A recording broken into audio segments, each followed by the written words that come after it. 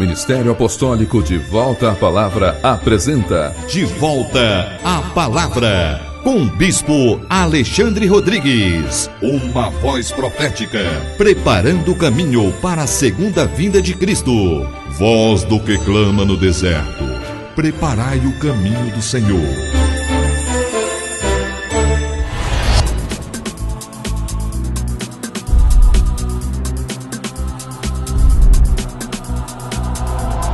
Bom dia, toda honra e toda glória sejam dadas ao nosso Senhor e Salvador Jesus Cristo, ao Senhor da igreja e a todos vocês que estão em casa, graça e paz vos sejam multiplicadas. Este é o programa De Volta à Palavra, um programa do Ministério Apostólico De Volta à Palavra, um programa que é comprometido com a edificação do corpo de Cristo. Todos os sábados, neste mesmo canal, neste mesmo horário, estamos aqui ministrando a Palavra de Deus. Já há alguns anos estamos empenhados em ser um canal de suprimento para aqueles que amam a Deus, para aqueles que desejam conhecê-lo segundo a sua palavra, sempre ministrando palavras comprometidas com a sã doutrina, com a doutrina neotestamentária, a doutrina dos apóstolos no Novo Testamento, para que você, meu irmão e minha irmã, possam então ter comunhão conosco e então se preparar para o grande encontro com Jesus Cristo em sua segunda vinda. É por isso que nós queremos convidá-los a pegarem suas Bíblias e a nos acompanharem em cada uma das ministrações da Palavra de Deus. Hoje, entretanto, gostaria de trazer a vocês aqui rapidamente os endereços das nossas extensões ministeriais. Nós temos uma extensão ministerial em Goiânia, onde ali o pastor Giovanni está ministrando todos os domingos a Palavra de Deus, a poderosa Palavra de Deus, tendo comunhão com os irmãos. Anote o endereço aí da nossa igreja em Goiânia, Avenida Rio Negro, quadra 189, lote 18, Parque Amazônia, todos os domingos às 19 horas, levando em conta que no segundo domingo de cada mês em Goiânia, a reunião acontece na parte da manhã, às 9 horas, em razão da reunião da Ceia do Senhor, do Partir do Pão. Inclusive, amanhã, na parte da manhã, eu estarei em Goiânia ministrando a Palavra de Deus. Por isso eu quero convidar a você, meu irmão, e a você, minha irmã, irmãos de Goiânia, vão ter comunhão conosco amanhã, a partir das 9 horas da manhã. Também aqui no Distrito Federal temos uma extensão ministerial em Planaltina. O pastor Fernando Rodrigues está ali também todos os domingos, às 19 horas, ministrando a Palavra de Deus, levando em conta também que no segundo domingo de cada mês, em Planaltina, a reunião acontece na parte da manhã, às 9 horas, em razão do Partir do Pão. Amanhã, portanto, os irmãos de Planaltina, de Sobradinho, de Colorado, são convidados a partir o pão, terem comunhão com os irmãos ali em Planaltina. Anote o endereço da nossa extensão ministerial em Planaltina, quadra 5, conjunto G, lote 40, Vila Buritis, Planaltina, do Distrito Federal. E aqui na nossa sede em Taguatinga, as nossas reuniões acontecem todos os domingos às 18 horas. Às 6 horas da tarde, já estamos ali reunidos, louvando a Deus, adorando o Eterno, com canções que exaltam o seu nome e tendo comunhão na Palavra de Deus. Amanhã, às 18 horas, aqui em Taguatinga, na QI 4, lote 23, setor de indústria de Taguatinga, eu estarei ministrando a Palavra de Deus. Eu quero convidar a você e a sua família para virem ter conosco, venham ter comunhão conosco, comunhão na palavra, comunhão na adoração, reunir-se com a igreja, com o corpo de Cristo. Vamos juntamente celebrar o nosso Deus e receber para dentro do nosso espírito a palavra do Senhor, uma palavra que cura, uma palavra que restaura, uma palavra que vem no poder do Espírito de Deus para mudar certamente as nossas vidas. Todos aqueles que amam a Deus e que tocam a sua palavra, a sua verdade, de acordo com a revelação do Senhor no Novo Testamento, certamente têm suas vidas mudadas para sempre, como o próprio Jesus declarou: e conhecereis a verdade, e a verdade vos libertará. Portanto, amanhã, às 18 horas, aqui em Taguatinga, na QI 4, lote 23, setor de indústria de Taguatinga, vocês têm acesso pela Avenida Sandu, ali descendo a esquina do Colégio Ideal. Sejam todos vocês muito bem-vindos em um nome de Jesus. Quero convidá-los a abrirem suas Bíblias, peguem suas Bíblias, vamos agora dar aqui a continuidade às ministrações das mensagens de caráter escatológico. Estamos falando sobre o livro do Apocalipse. Na semana passada, nós falamos sobre o discernimento dos tempos. Ora, como que dentro do propósito de Deus, da economia escatológica de Deus, Deus estabelece tempos. A Bíblia nos fala de alguns calendários proféticos que nos situam dentro do cumprimento das profecias e que nos trazem uma visão a respeito dos tempos dos acontecimentos escatológicos. Nós falamos então na semana passada da profecia de Daniel, capítulo 9, às 70 semanas. Vocês poderão acessar nosso site, devoltapalavra.com, e lá vocês vão encontrar esta ministração tão importante que nos mostra como que Deus estabeleceu um calendário para nos mostrar os acontecimentos da história, sobretudo nos situar ali para o cumprimento da manifestação do reino milenar. De acordo com a palavra de Deus, tão logo se encerrar esta era na qual vivemos, que é a era da igreja, vai começar o último período das 70 semanas, que é um período de 7 anos. Vejam, a importância de se entender esse quadro escatológico, este calendário escatológico, é que você então certamente poderá saber que nós estamos hoje vivendo no limiar da história. Logo, a qualquer momento vai se encerrar o tempo da graça. Logo, a qualquer momento vai se encerrar a era da igreja. Segundo Apocalipse capítulos 2 e 3, nós estamos vivendo no último período das 7 igrejas, ou seja, todo esse tempo, desde a ascensão do nosso Senhor Jesus Cristo até os dias atuais, já se passaram 7 períodos proféticos. Éfeso, Esmirna, Pérgamo, Tiatira, Sardes, Filadélfia e Laodiceia. Estamos neste último período, já por encerrar a era da igreja. E alguém, portanto, pergunta, ora, o que vai suceder ao término da era da igreja, que compreende exatamente o intervalo nas 70 semanas, depois de 69 semanas, foi-se inserido um intervalo, que é a era da igreja, e então, logo em seguida, o que acontecerá?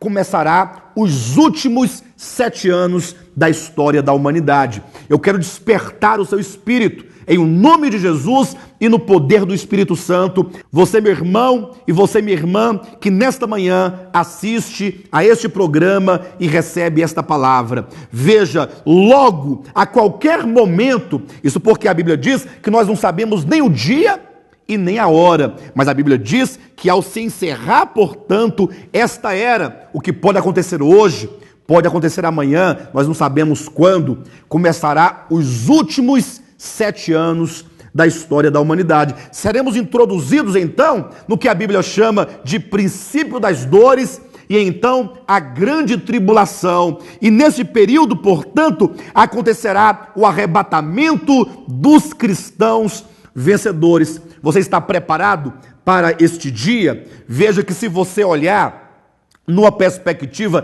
panorâmica para tantas profecias da Escritura, desde Daniel capítulo 2, quando nos mostra ali a história dos impérios que haveriam de dominar a terra, e então olhando para Daniel capítulo 9, as 70 semanas destinadas a Israel, com o seu intervalo da igreja, lendo ali também Mateus capítulo 24 e 25, o sermão escatológico de Jesus Cristo e tantas outras profecias da Bíblia, nós vemos como que já se cumpriram uma grande parte, muito das profecias já se cumpriram. Estamos agora aguardando numa expectativa de que os últimos acontecimentos da história aconteçam. Nós temos que preparar o nosso coração, preparar o nosso espírito, voltar o nosso olhar para as coisas eternas, porque logo, como diz a palavra profética, nós seremos então pegos dentro de um momento dos últimos acontecimentos da história. Querem ver? Abram suas Bíblias na primeira epístola de Paulo aos Tessalonicenses, no capítulo 5. Quero convidá-los para que vocês nos acompanhem aqui, como que o apóstolo Paulo nos adverte a respeito da questão dos tempos e da nossa necessidade de preparação para aquele dia. 1 Tessalonicenses, capítulo 5, a partir do versículo 1, nos diz: irmãos, relativamente aos tempos e às épocas, não há necessidade de que eu vos escreva, pois vós mesmos estáis inteirados com precisão de que o dia do Senhor vem como ladrão de noite. Veja que logo o apóstolo Paulo, ao falar sobre o dia do Senhor, ele usa uma metáfora, falando que o dia do Senhor será como o ladrão de noite, ou seja, um dia que não é avisado, um dia que não é determinado para os homens, um dia em que os homens, sobretudo, não estão aguardando. Certamente fala de uma época de densas trevas, haja vista que o ladrão, na maior parte das vezes, vem de noite, em que os homens estão desapercebidos. É por isso que ele diz no versículo 3: quando andarem dizendo paz e segurança, eis que lhes sobrevirá repentina destruição, como vêm as dores de parto, aqui está para dar à luz, e de nenhum modo escaparão. Vejam que maravilha. Quando andarem dizendo paz e segurança, talvez muitos estejam esperando que as pessoas comecem a declarar explicitamente e expressamente paz e segurança. Mas veja, quando o texto diz, quando andarem dizendo paz e segurança, significa que a humanidade, de uma maneira geral, que os homens, de uma maneira geral, estarão seguros de si mesmos,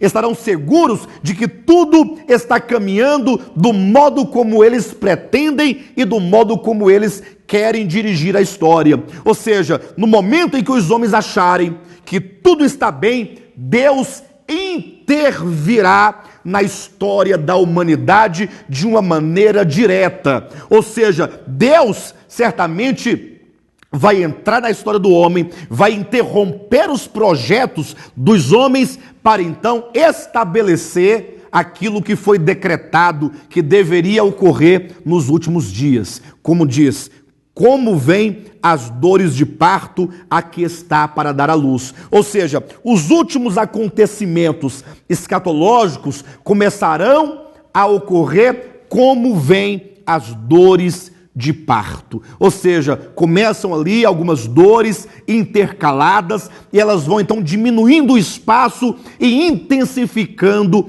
a dor. Assim serão, portanto, os últimos acontecimentos. Veja, os últimos acontecimentos serão rápidos. O apóstolo Paulo, portanto, nos chama a atenção para isso. A partir do versículo 4 deste mesmo livro e capítulo, ele começa uma advertência e uma exortação aos santos, isto é, aos salvos em Cristo, à igreja de Jesus Cristo, dizendo: mas vós, irmãos, não estáis em trevas. Quando ele diz, mas vós, veja que ele faz aqui uma oposição ao versículo 2. O dia do Senhor vem como um ladrão de noite. Ou seja, o aspecto de vir como um ladrão é porque o mundo não espera Cristo. E teoricamente ele diz, mas vós, ao contrário do mundo, não estáis em trevas, para que esse dia, como ladrão, vos apanhe de surpresa. Veja que o apóstolo Paulo ele diz que, teoricamente, a igreja são aqueles que estão atentos, que estão apercebidos, mas isso teoricamente, haja vista que tratando-se da nossa natureza regenerada, da nossa nova vida, como diz o versículo 5, nós somos filhos da luz, somos filhos do dia, e essa vida de Deus em nós, que nos regenerou, é sempre uma vida atenta, uma vida que nos dá uma visão clara a respeito das coisas. Entretanto, há um problema no meio dos cristãos, sobretudo nos dias de hoje. um problema da carne, um problema do mundo, um problema de um coração enganoso, é que pelo fato de os cristãos não andarem por essa vida divina, reveladora dentro de nós, pelo fato de andarem muitos dos cristãos visando a este mundo perverso, sempre procurando as coisas dessa terra, sendo seduzidos pelo evangelho da prosperidade, que fixam os olhos dos cristãos neste mundo, nessa terra, nas riquezas temporais, é possível que muitos estejam, na verdade, vivendo em trevas. Quando diz o versículo 6, assim, pois, é a exortação, não durmamos como os demais, pelo contrário, vigiemos e sejamos sóbrios. O apóstolo Paulo começa aqui a abrir uma possibilidade de que muitos cristãos, por ocasião destes últimos acontecimentos, nos quais estamos por entrar, nesses últimos 7 anos da história da humanidade, muitos cristãos estejam, como diz o texto, estejam dormindo, espiritualmente sonolentos, espiritualmente desapercebidos, desatentos. E por qual motivo? Por vários motivos. Um deles é pela ausência, nos dias de hoje, de ministrações de caráter escatológico. Ou seja, quantas ministrações você, meu irmão e minha irmã, querido telespectador, quantas mensagens você tem ouvido sobre a segunda vinda de Cristo? Pense um pouco, considere. Na verdade, vivemos um tempo de total silêncio pela maioria dos cristãos. Por quê? Porque o evangelho que anuncia essa esperança e que prepara o coração foi suplantado por um falso evangelho da prosperidade. Um evangelho que, embora fale de Deus, que embora fale do nome de Jesus Cristo, entretanto, conduz o coração dos filhos de Deus às coisas deste mundo, seduz o coração do povo de Deus para que eles vivem em função de riquezas materiais, vivam em função do dinheiro. É a fé em função das coisas temporais. Enquanto a Bíblia diz que a fé é a projeção do olhar e do coração do crente para as coisas que se esperam, para as coisas que hão de vir, para as coisas eternas, o evangelho da prosperidade fez uma inversão da fé, conduzindo o povo de Deus a crer nas coisas aqui de baixo, as coisas fugazes, as coisas temporais. E ainda há também o problema do pecado. Uma vez que o pecado seduz o coração dos homens, mesmo dos crentes, para viverem segundo as suas paixões carnais. É por isso que o apóstolo Paulo adverte dizendo: vigiemos e sejamos sóbrios, porque muitos são os inimigos da esperança. Porque muitos são os inimigos da eternidade, das coisas eternas, das coisas que hão de vir. Muitas vezes os cristãos, eles vivem sufocados, não somente pelos pecados e pelas coisas temporais, mas também pela correria da vida, pelo trabalho, pelos estudos. Muitos são, na verdade, são sufocados ali pela vida desta terra, pelas coisas que nessa terra seduzem o coração dos homens. E a Bíblia, portanto, nos chama a atenção e nos desperta a vigiar, a estar sóbrio. No versículo 7 ele continua: ora, os que dormem, dormem de noite, e os que se embriagam, é de noite que se embriagam. Nós, porém, que somos do dia, sejamos sóbrios, revestindo-nos da couraça da fé e do amor, e tomando como capacete a esperança da salvação. Então, quando se fala dos tempos e do cumprimento dos acontecimentos finais da história da humanidade, os acontecimentos apocalípticos, o nosso maior interesse é o despertamento, é o chamar a sua atenção para este dia que a qualquer momento poderá despontar profeticamente, e ao invés de estarmos então falando de profecia, estaremos então vivenciando a sua realidade, a sua concretude, quando o Senhor então intervir na história. Abra sua Bíblia no livro de Mateus, Evangelho de Mateus, capítulo 24, veja como que Jesus Cristo, o próprio Jesus, nos adverte a esse respeito, dizendo, Mateus capítulo 24, 36, que nos diz assim: mas a respeito daquele dia e hora, ninguém sabe, nem os anjos dos céus, nem o Filho, senão o Pai. Veja que sempre, quando se fala dessa escatologia da segunda vinda de Cristo,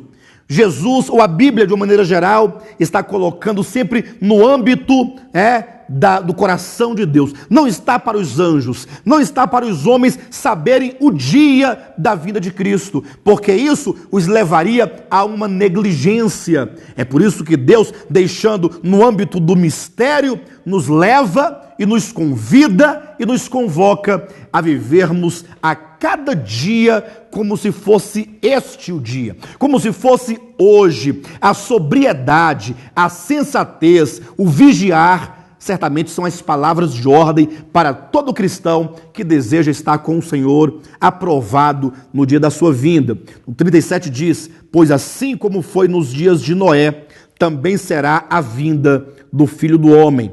Porquanto, assim como nos dias anteriores ao dilúvio, comiam e bebiam, casavam e davam-se em casamento, até ao dia em que Noé entrou na arca, e não o perceberam, senão quando veio o dilúvio e os levou a todos.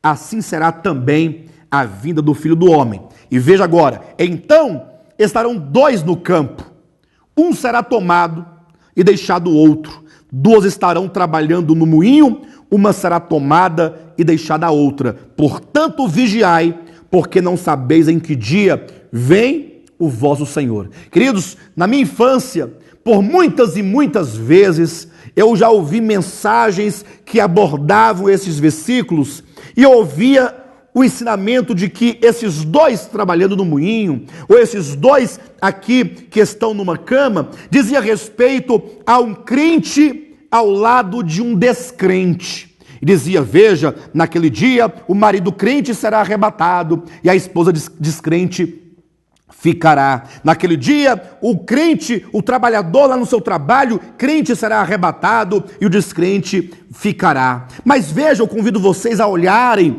com mais cautela, com mais atenção ao texto sagrado, que aqui não se refere a um crente e a um descrente. Pelo contrário, é dito que estando dois trabalhando no moinho, ou dois numa cama, ou seja, dois que ali gozam de uma mesma posição, um será levado, um será arrebatado e o outro vai ficar. E aí vem a advertência no versículo 42, portanto vigiai. Certamente essa palavra, essa exortação a que se vigie para que esse dia não nos pegue de surpresa, não é uma palavra ao descrente.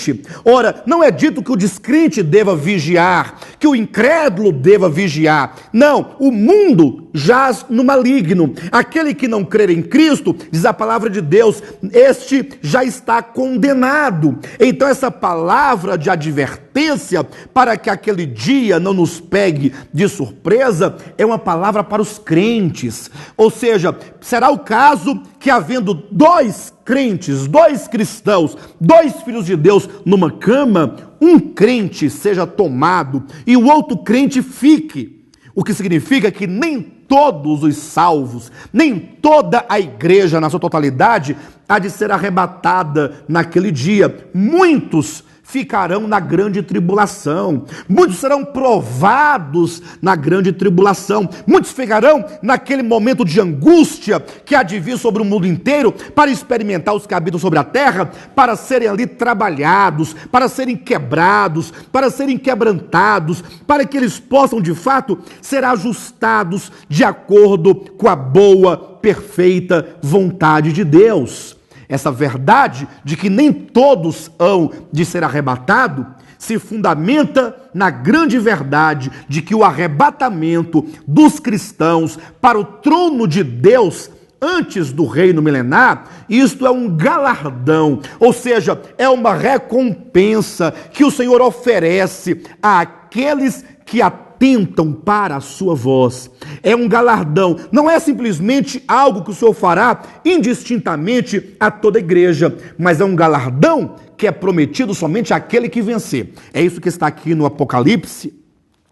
Abra sua Bíblia no capítulo 3, versículo 10, que nos diz: porque guardastes a palavra da minha perseverança, também eu te guardarei da hora da provação, que há de vir sobre o mundo inteiro para experimentar os que habitam sobre a terra. Veja que é dito, quem são aqueles que hão de ser arrebatados para o trono de Deus, que será livre da hora da provação, que é a grande tribulação sobre a terra?